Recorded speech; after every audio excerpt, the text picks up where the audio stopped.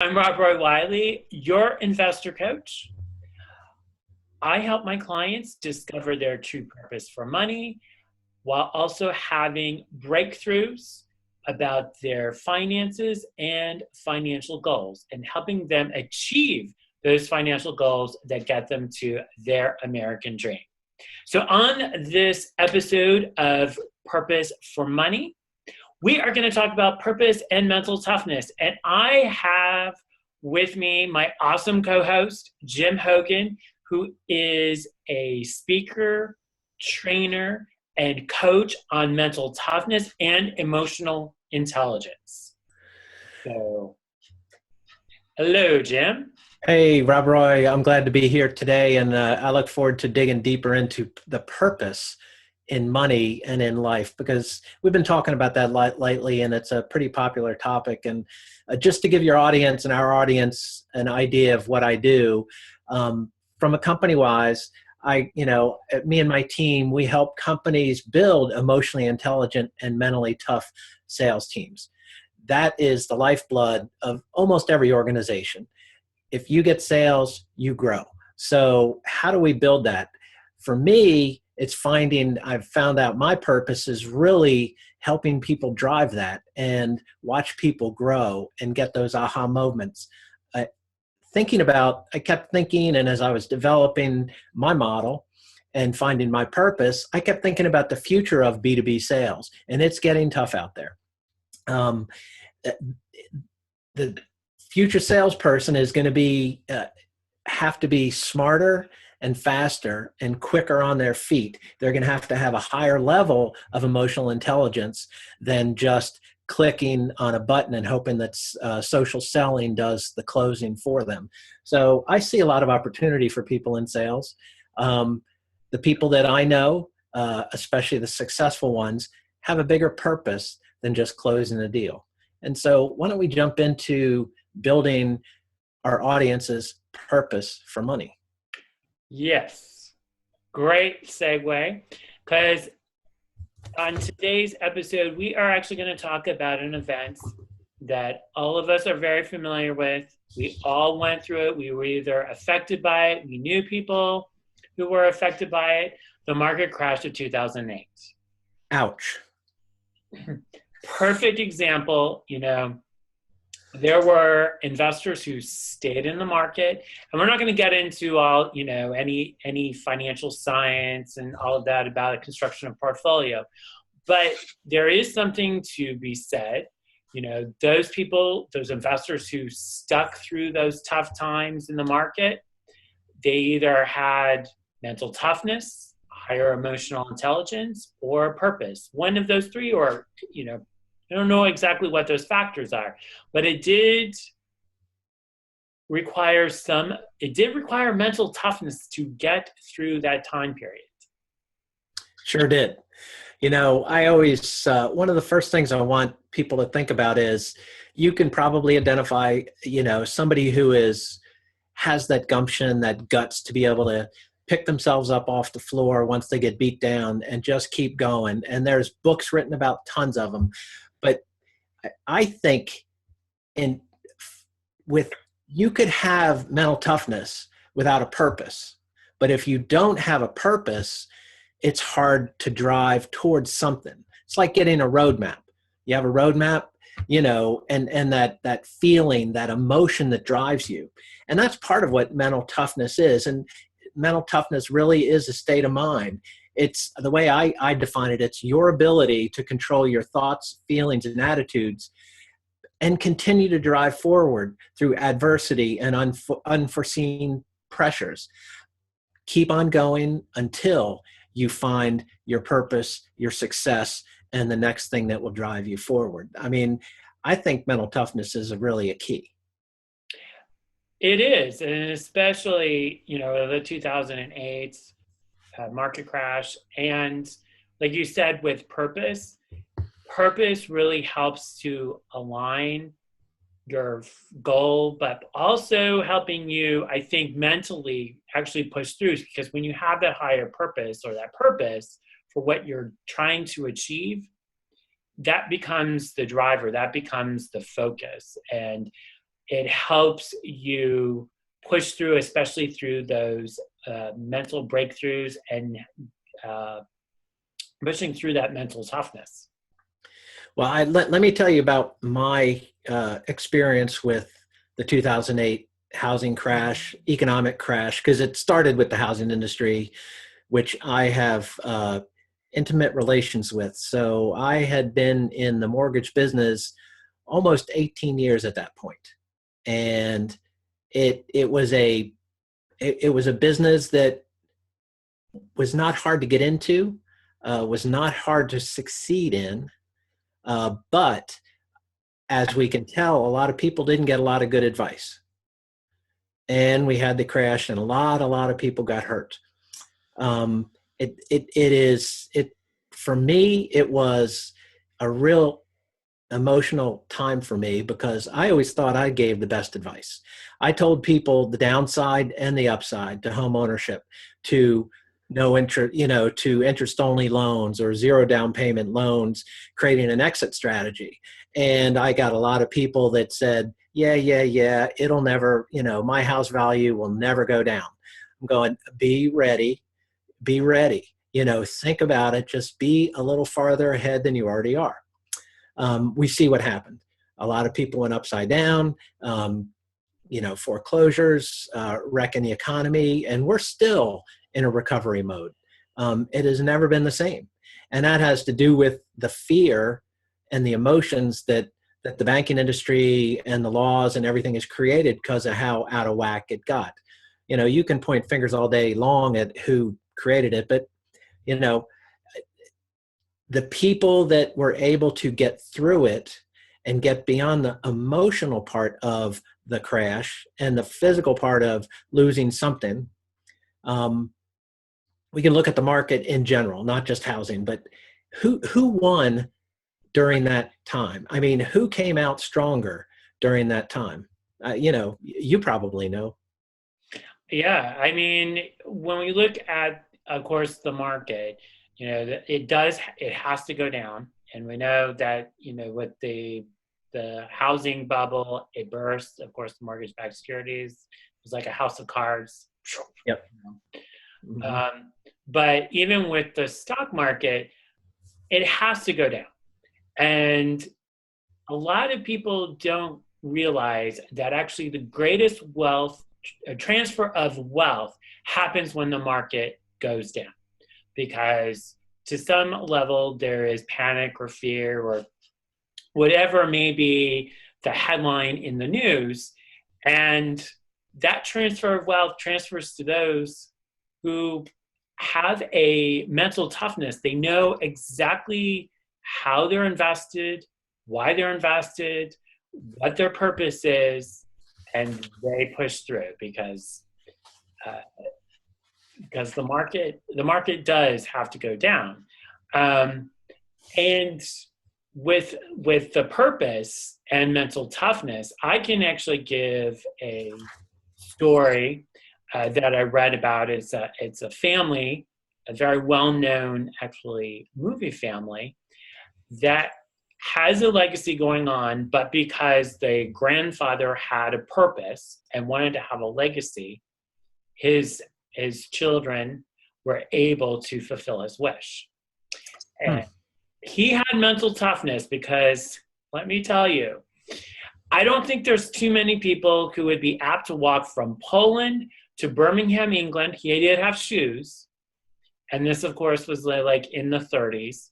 And he sold sponges and various assortments, whatever, to get his passage over here to North America, because he first started in Canada and then emigrated to the United States.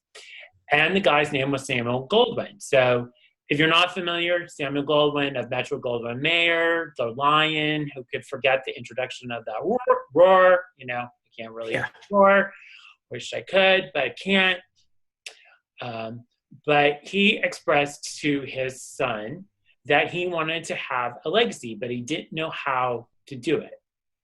And his son, when he passed away, he set up the the MPFT fund, or motion picture fund, whatever. It was there to actually help aging actors and actresses in their later years, because back then studios did not pay for retirement. Actors and actresses were not making millions and millions of dollars unless they were maybe A-list celebrities or whatever. It was not the same thing, but that's a story for another time.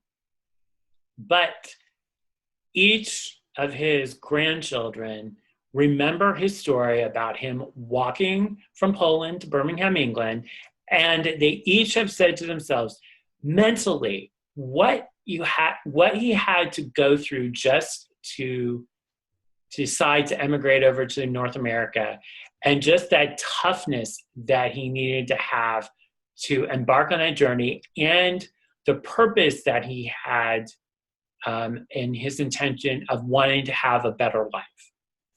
And not just for him, right? That's for, I mean, and he didn't know what his family was going to be, or, you know, he always had a drive that was bigger, and he found his purpose that said, I want my legacy to be my purpose, not just being a movie producer, owning large corporations and, you know, having an icon in Metro-Goldwyn-Mayer. He knew that was all part of something bigger. Right. And initially, when he immigrated into the United States, he was a salesman. So, you know, was in a way, when he started getting into motion pictures, it was in its infancy. You know, the talking pictures and the, you know, feature-length films were just starting. So he actually produced, his first film was called The Squaw Man, and then moved from New York, and then emigrated out, or, you know, went out to Los Angeles. But his story is pretty fascinating if you look him up. And to this day, they're already into their fourth generation of family members being involved in the entertainment industry. Wow. Still carrying on the legacy. And also, they look to him as, wow, he did a lot of hard work, and they really don't want to let down that legacy. So that is something to be said, of course, of the, you know, going back to the mental toughness and the purpose, and integrating, actually marrying those, because separately, I don't think, and you might be able to help me on this, you know, separately, they may not help you get to your goal. So if you have your mental toughness but no purpose. I'm with you 100% on that, because you can be the toughest guy in the world and, you know, keep getting thrown things. At some point, where's your motivation come from? That's probably where your purpose is. Motivation, the emotion will drive your action. But when emotions, and you have emotions, are going to be positive and negative. So a positive emotion can motivate you to do things. So if you have a purpose, and that is a positive emotion going, I want to build this foundation. I want to help sick people. I want to help homeless people. I want to help the wounded warriors. Those are positive emotions. If you have negative emotions, probably devoid of a purpose, that self-doubt, fear, you can name any other emotions, those things stop action. So you look at the two sides of the coin of that positive emotions and negative emotions. Creating a purpose that is a positive emotion is much stronger, while I will say it will drive you forward versus driving you away. And that's how, you know, that creates critical thinking, is what that does, because you have to make decisions technically devoid of emotion. So that's where smart investing and an investor coach comes in, right? Devoid of emotion. Oh my gosh, the market just crashed. I need to get out. Isn't that what happened to how many people? It happened to a lot. And there is, I mean, I have a 25-year study, and it's actually ongoing, that shows and demonstrates what investors get versus what the returns over a long-term period, returns of the market. So that is really the basis and the crux of what an investor coach does, in helping the clients really, you know, see habits they have that are good, but where they need to have the breakthroughs on their, getting past certain mental obstacles, or it could be a whole sort of thing. I mean, I just finished a workshop on money demons, and I actually done that twice this month. But Wow. But that is a subject for another time, which actually leads me into what our next episode is going to be, where we explore money demons and emotional intelligence. Excellent. Which goes into the negative side and creating a positive outcome and turning yourself around under those. So being awareness is one of those important skills that people can have, right? Yes. Awareness, and the more awareness and the more knowledge, because that's the other thing. I really help my clients, and I know you do this, awareness of what is exactly going on and why. Even if it's a negative situation, having that understanding of what's happening, because really the biggest fear is not understanding what is going on and why. Having to control it, I think in that understanding the components of what is happening. Well, I mean, you think about that, and what did I say? Kind of a definition of mental toughness is, your ability to take control of your thoughts, feelings, and attitudes, continue to drive forward through adversity. So all those negative sides, things that come at you and are thrown at you, and the barriers that are put forward, you don't know what's coming, but the ability to keep going until you get to where you need to be.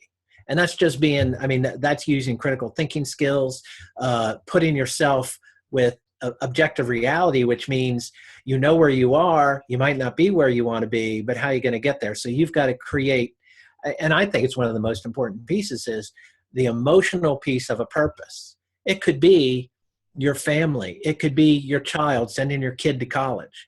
It could be giving your parents a better place to live because they helped you. It could be a lot of different things. It could be a foundation. It could be another charity. It doesn't matter. Yes. So that's good. Yeah. And I will tell you, as we get, deeper, think about this, that a great mentor of mine who taught me the formula of mental toughness.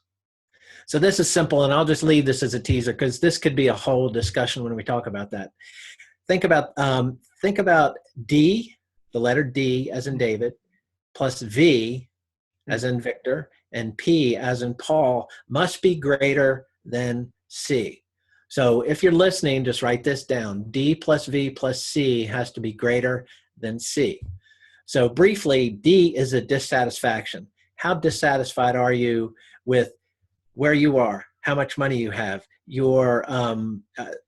are you doing the daily activities, the weekly, the monthly, the yearly? Are you moving along? Do you have the life that you want? Plus V, your vision, which is where purpose comes in, a very important piece. And each one of these, depending on who you are, can be weighted a little different. So the vision will help drive you. And creating a purpose inside of that vision, that's what you have to look at. Plus P, your process. So we can talk about your business process. We can talk about your investor process, your discipline of smart investing, which creates and supports your purpose. Must be greater than C, which is cost. So what are you willing to do to get to where you want to be? That's the question. The cost is always the biggest factor because it might cost you time, money. It might cost you friends, right? And sometimes that's a good thing, by the way. If people, what do they say? You are a reflection of the 5 people you hang around most. Who are you hanging around? Well, we'll go into that another time, but that is so simple. Dissatisfaction plus vision plus process must be greater than the cost. I mean, it's simple, not easy, but it's simple. So that's where we come in when we talk to people and help people find vision, process, and how do I motivate people sometimes? I got to make them feel uncomfortable in a coaching conversation. It's not my idea what's important to them, but when they don't feel comfortable, I can't let them off the hook. That's very true. So where can someone wants to get in touch with you, Jim? I am pretty easy to find online. You can email me at Jimhogan, just one word, at jimhogan.net. That'll get right to my inbox. Twitter at Jimhogan Consult. And my website is jimhogan.net. And I'd love to continue conversations. I invite a phone call, would love to talk to anybody that wants to talk a little bit more about mental toughness, emotional intelligence, or whatever subjects are coming up. And if you want to get in touch with me, Robroy Wiley, you can email me at robroy@smartplaninvesting or visit smartplanfinancial.com. I make it very easy to start our process and to get involved with our coaching method and workshops. So, or you can give me a call at 770-450-6625. Thank you, Jim, and check in with us on the next time when we talk about money demons and emotional intelligence. Thanks, Robroy. Thank you.